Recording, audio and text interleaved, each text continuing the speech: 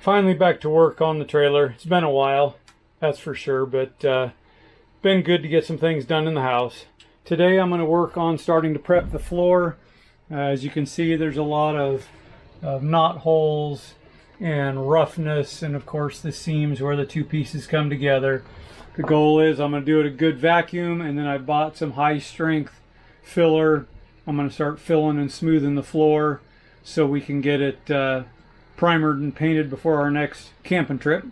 One of the things we talked about in a previous video is I'll be removing the base of the toilet because we've decided that that's not where we're going to want it permanent. So first things first, I'll take that out, then we'll get to spreading some goo. That base is really easy to deal with. 4 screws and it's out, but it sure stays good and secure when you need it. In all of our trips, including the one down to Arizona and back, we have not had any issue with the toilet coming loose from the base, so I'm really happy with that. But we've been using the trailer, so there's all kinds of sand and dirt inside these holes, so I've got my shop vac out here. We'll get that fired up and get the floor all vacuumed up and ready to be filled. Well, I know it won't look any different on film right now, but got all the vacuuming done. It's amazing how much dirt and grime can get on a floor as quick as that. I mean, it doesn't feel like we've used the trailer that much, but sure enough, it was pretty dirty. But we'll get to it and start spreading the filler. And then I know I'll do at least one fill, sand, a second fill. We'll see how well that does after that sanding to see how smooth everything is. It may go with 3 coats. We'll see. But we'll get to it. Well, got the first coat done. What I'm using is I found this 3M high strength hole repair. It says it can fill holes up to 3 inches, which I think is a pretty massive hole. And the goal is to get this as smooth as possible. I think I'm probably going to end up doing 3 coats of the filler, because as I started working on this, it seemed like I just kept finding stuff, and then I'd go back over and felt like I missed stuff. And I think what I'm also going to need to do is bring out my spare battery and hook it up so that I've got some better lighting out here. But I'm thinking it's probably going to need 3 full coats of the filler with sandings after each one. But we'll see. We'll get it all sanded down, get it all smoothed up, and then get the whole thing painted.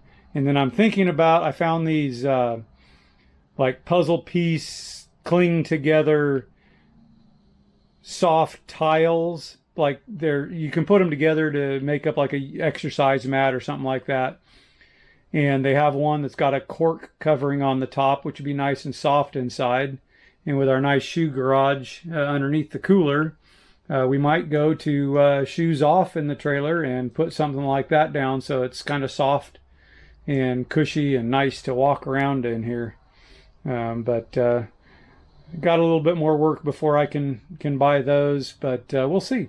I might buy a couple packs and try them out and see what I think. And I'll try to get a picture of them and put them on the video if I don't have them already. But yeah, got the first coat done and we'll keep going. Got the first patch sanded and vacuumed, so I'm ready for the second covering. And we'll see how it goes. It's been kind of bipolar weather around here. We got snow this morning. It's windy and cold today, so I'm not going to be trying to burn my stump out today. And then in just a couple days, we're supposed to be back sunny and 70. But interesting. But it's looking pretty good in my opinion. I did not get good sanded plywood for the floor. I just used some less expensive but decent quality.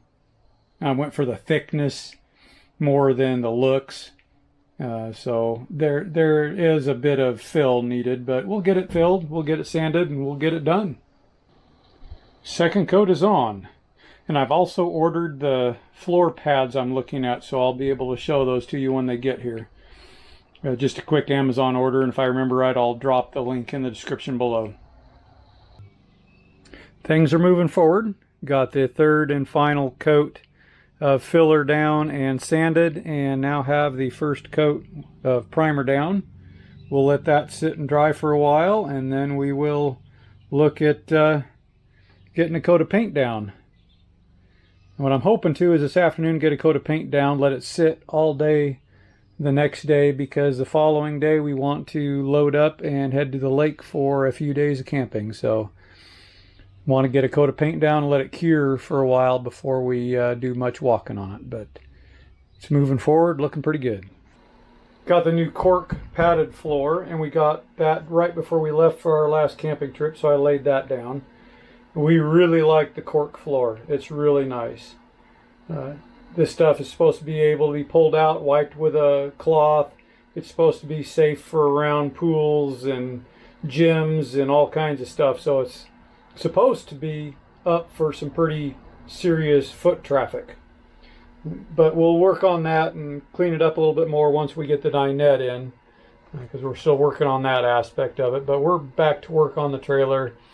Still going to work on some inside projects, but this is becoming my primary goal for a little while here. We got the fresh water tank. As you can see, it's sitting in place, but it's not attached. The water pump is right there next to it. That just came in. I've got to buy the filter system. I'm going to have a dual filter, water filter system for all water coming in, either from the fresh tank or city water. I have the city water and the water fill spouts purchased. They're inside, but they'll be put on the trailer when we get that far. It's going to be really weird to be drilling into a perfectly good trailer, but it's something that has to be done, so not that big of a deal. Not sure if the water tank is going to stay upright like that, because I need to make sure there's enough height for the fill, or I may lay it flat like this. One of the things I'm shooting for is that there's enough room between the electronics here and the water tank that I can have a small drawer on the bottom for extra stuff for me, and then I'm going to build another drawer that comes out a little bit further because it can go over this stuff. So Sonja has a bigger drawer for some of her stuff. So on the face of this, as I finish this, there'll be 2 drawers here for storage. At least that's the goal. But I've got to figure out how the water tank's going in, how it's going to fit the best. Got to figure out the lines going to the hot water heater. We do not do the bypass for the RV antifreeze. I know they say it's safe. I just have an issue with putting stuff like that in my fresh water tank. I don't know what it is, but I'm probably going to continue to avoid putting that in my water lines. We have the air chuck. I blow out my lines. Of course, I didn't have to worry about it this year because I don't have water lines yet. But when we get that far, I think that's where we're going to be at. But we sat down on our camping trip and we talked about priorities, because we have a lot of things. Of course, the freshwater system that we were just talking about. Up here, we want to put a pantry on this side, and some book storage and a channel to hide that wiring on this side. We might add a couple more hooks on the sides of the storage as I build it out, so we have a couple more hooks there. We want to put in a storage cabinet up here above the toilet. I don't know how far out it's going to come, but I want to build some type of storage for our towels, washcloths, that kind of stuff. And we've talked about the idea underneath that cabinet, right in this space here, having Sonja sew a pocketed wall hanging that we have grommets and can be firmly attached to the wall and hang there for, like, I don't know, extra toilet paper or the towel you're going to use right then. We haven't decided quite yet on that one, but we may do some type of cloth hanging system there. But then, of course, I've got to run all my water lines before I put the shower together. I need to drill the hole for the water faucet, get that in place. But we also want to start working on the cabinets, drawers, and other storage underneath the kitchen. We want to work on getting the dinette framed in. I've got the top board and the flip-up piece in the garage. I need to finish them, cut them down to size, do all the finishing to them, but they are there. So we need to build the basic framework, When I do that, I've got a 3 switch plate that'll go up here for the outside, inside, and water pump switches. I want to put the fire extinguisher on the face of this cabinet as well, so I want to do some things there and then figure out what we're doing for storage inside that, but that's something we're working on. And then above the window here, I've got 3 smaller containers, and I want to build a shelf that will hold all 3 of those and stay up there. So we sat down, we prioritized some of the things that we're working on, and number 1 is get the pantry going, because that's going to be a huge benefit to have that up and running. And the other thing is to start working on getting the kitchen sink drain, the shower drain, and the vent system. I have the vent for the roof, but I need to get it all installed and get the plumbing going so that we have that started, which I haven't even started yet. So need to get on that. And I think those are our number one and number 2 priority is the pantry and the gray water going actually out to the gray water tank. So we will get working on those. Well, the work on the pantry is continuing. So I've designed these shelves. They've got a divider because I think this is too big of a space for pantry bins. And the idea is to build a bin for each side that we can put different stuff in as need be. We got the bottom spaced because Sonja bought a new sewing machine. It's just a little itty bitty thing, super lightweight. And the idea on this bottom section is that she can put the sewing machine, and then she found a bag to use for her projects, and those 2 can sit right next to each other in the cabinet. That's why this shelf is where it's at. Now what I'm trying to figure out is what is some of the tallest things we'll put in our pantry, like a bottle of soy sauce, or unopened salad dressing. What is the tallest? So is this too tall? Is this not too tall? And then of course this is shorter for smaller things like, I don't know, fresh apples, potatoes, if we go back to eating potatoes. What are we going to put in there? I don't know, but it's coming along pretty good. I'm fairly happy with the way it's turning out. I think the idea of having the divider in here, and then I'm going to build wood bins. They're just like a pull-out drawer. They'll have a cabinet pull on the end so you can easily pull them out. We might even put a little decorative tag on them. And then this part of the cabinet will be painted white to match everything else. But I think when I build the bins, I'm going to leave them natural wood and finish them with like a shellac or something like that. I'm just trying to figure out, this shelf is just sitting here. This one's screwed in place. I knew where I wanted that one again so that Sonja's project stuff would fit. It's just now I've got to come up with where this shelf is going to sit so I can figure that out, get it done. Because then once I get that all figured out, all the screws come out, it goes inside and gets primered and painted. So hopefully it'll be mostly ready for our next camping trip. Well, called the boss out here. We had a discussion about what we're putting in the pantry and all that. And this is what we've determined. This top shelf is now screwed in place along with the bottom shelf. So that is the spacing we're going to have. Now that everything is drilled out and figured out, I need to pull it out, take it to the garage, clean it up, do some finish sanding, prime it, and get it ready for 2 coats of paint. And hopefully we will have this painted and installed before our next trip, which is coming up in a few days to go over and see some of our kids for their birthdays. So we'll get to it. Well, got all the cabinet pieces painted. They've got their coat of primer and 2 coats of paint. I think everything's ready to go, so we are going to get them installed today. Let's see how this goes.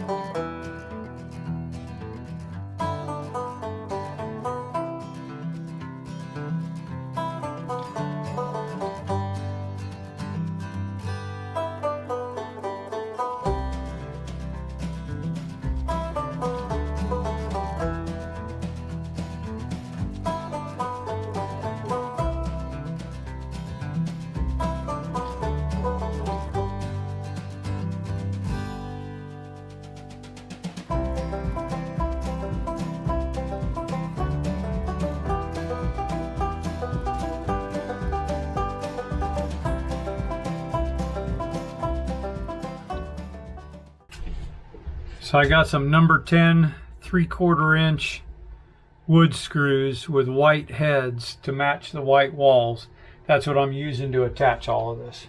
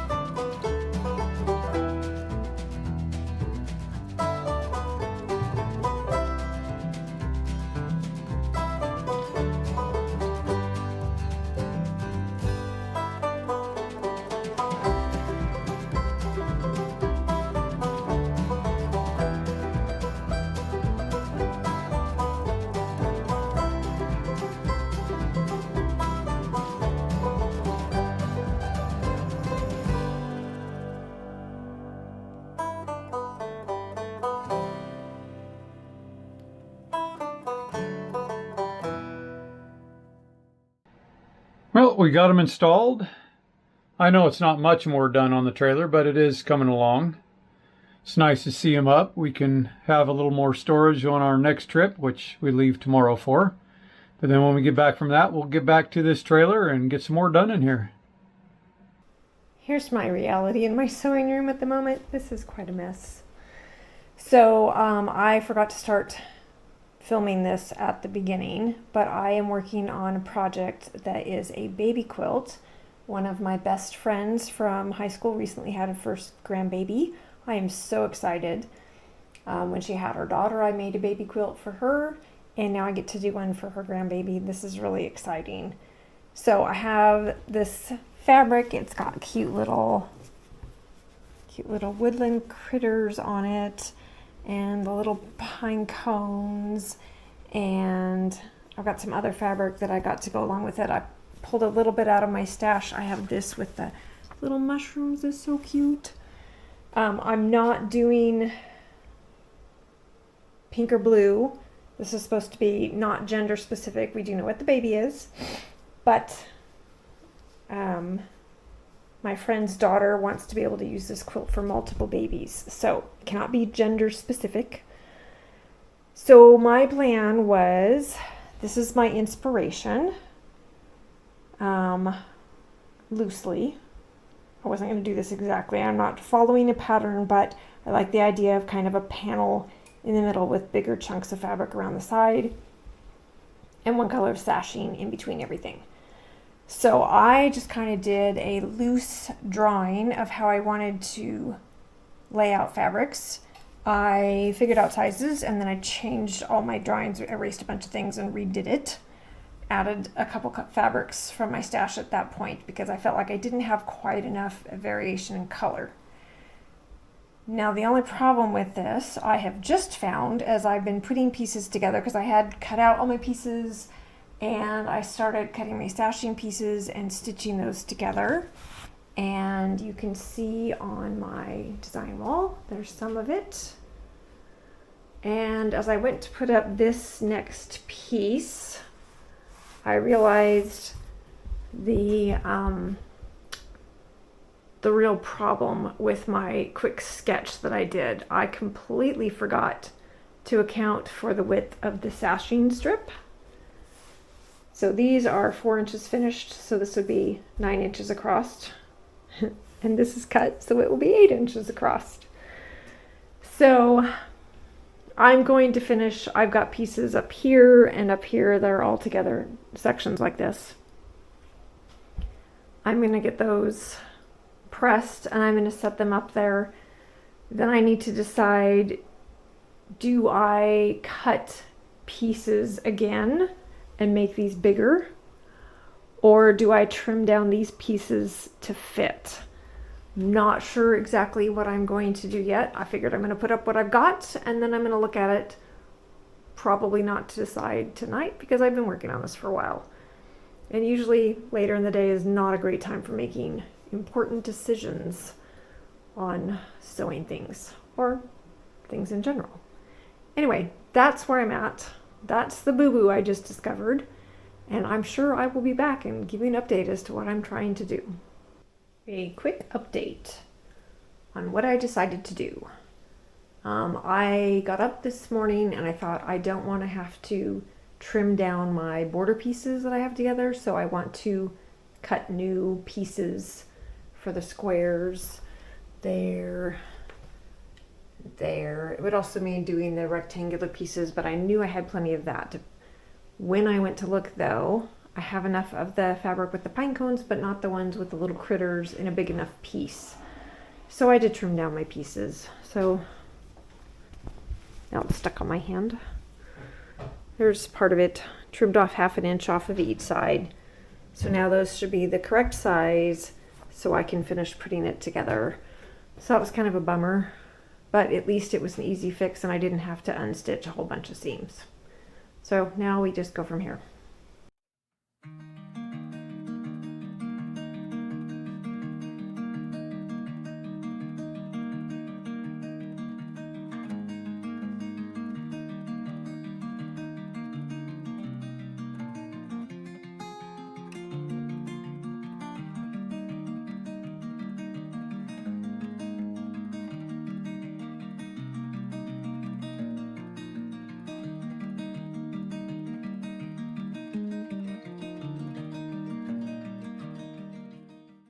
I was going to video as I put these pieces up now that I've got them stitched and pressed, but then I realized I needed to look at my phone to make sure I got them in the right order, and I couldn't hang on to my phone and the camera and put them up at the same time. So I got them put up. I need to put the other pieces here together and then start doing the bigger sashing pieces, but again, making progress. It's really satisfying to take an idea and turn it into something actually real, and to see it growing and coming together. It's always fun, even when you've made a mistake and you have to fix it. Being able to fix it is kind of its own satisfaction too.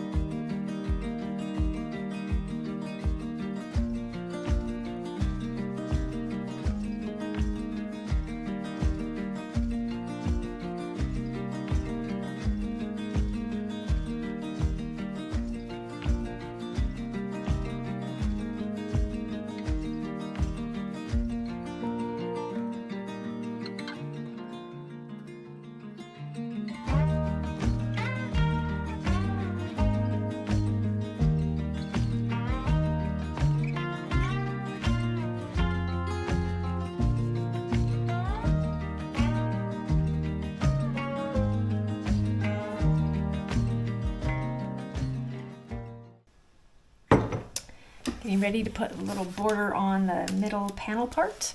Once I get the middle border paneled, I should be able to get the borders on it and have the top done. Well, except for outer borders. I do have to figure out if I'm doing outer borders, and if so, what I'm doing for those. So inner border first.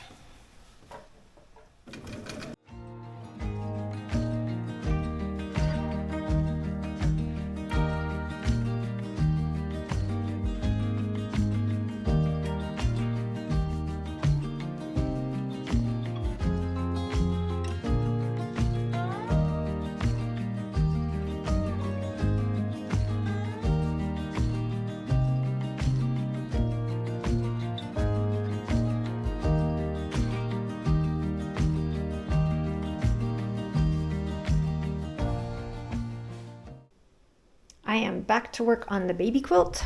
I think when I left, I was putting the top and bottom skinny border on. Got those on, and then I started putting the side borders on to the main piece, and I've added the top border. I now have to put the bottom border on, and then I will have the main part of the top done. And at that point, I need to decide if I'm doing an outside border or just binding. Which I haven't decided yet. So that one goes on, and then we'll see. So here we are basting another quilt.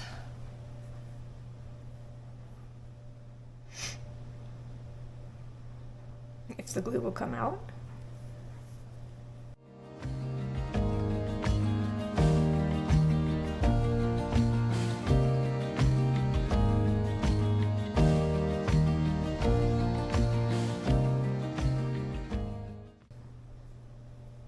Okay, now I just need to let that sit for 15 minutes or so, and then I can put the top on the back. I thought I should point out, I'm guessing that I've explained this before, but in case I haven't, the reason I have these great big bags of rice here are a weight so that the quilt does not decide to slide down off the countertop. This one's a small quilt. I doubt very much that it would, and I would be probably fine without it, but just to be on the safe side, I do put weight of some kind on there just to help make sure it's going to stay put. Because you really don't want this thing taking off on you while you're busy trying to baste it.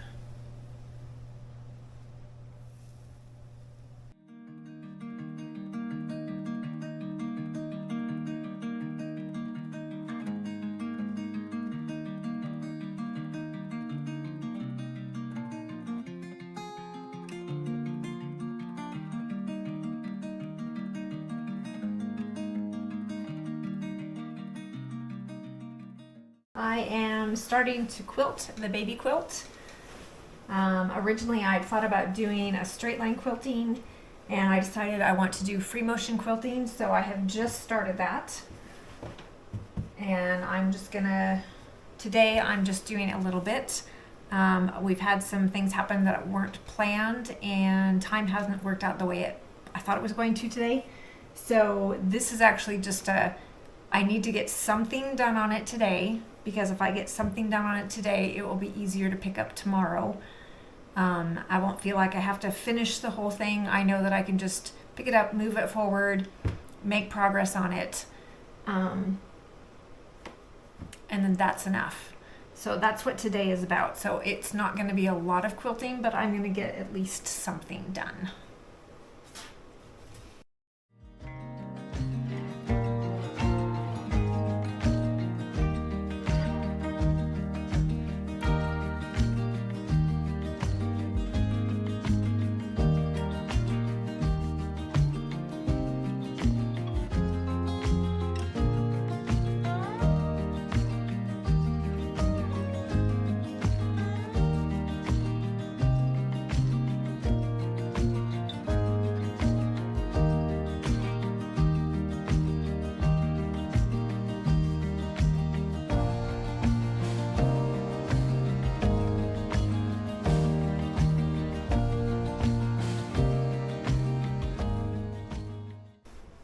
Okay, I've got not quite a quarter probably of this done, a little less than that. Just doing a little meander stitch. I'm using a dark gray. The back shows that a lot, but less than if it was a lighter color. I did notice I haven't done much free motion quilting for a while, so some of my stitching is a little bit uneven. Is a spot or two where I had a bigger stitch that I'm probably going to want to go back over just to make sure that it's secure very well, because this is a baby blanket. I expect that it will be washed frequently, and I want it to last. I hope that it will be loved to death, but I don't want that to be, too short of a period of time. I'm back again. As you can see, I forgot to video again, so I finished the quilting. Little squigglies all over the place. I got my quilt trimmed, and now I'm putting the binding on. I got part of it pinned down, and then as I was getting close to the corner, I realized I hadn't made a label yet. So I stopped and made a label. Did have a little discussion with my sister-in-law about why is it so hard to make a label when it's actually so easy to make a label. It's pretty quick and easy. I know before I used to, when I finally started making labels, I would try to make them special and unique for that particular quilt. So I would create a little design. I would often embroider it. I had some really beautiful labels, I think. But the problem is those take time and energy and effort, and there were some quilts that I finished that I just wanted to get done.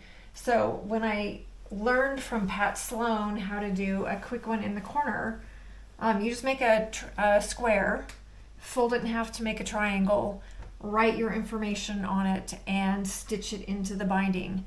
This is really quick and easy. You could do more. You could make little fancy curlicues on it. You could embroider it. You could do whatever. But basic information, you need your quilt name. If you want to put the person it's for, you can put that. But name of quilt, the maker's name, city, and date. So that takes almost no time to do. This one, I didn't actually even print out my spacing, which I do sometimes do. But I did a green ink that matches my green binding, so I think that will be cute. And the most important thing is I need to get this done because babies just keep growing. So I need to get this binding on now.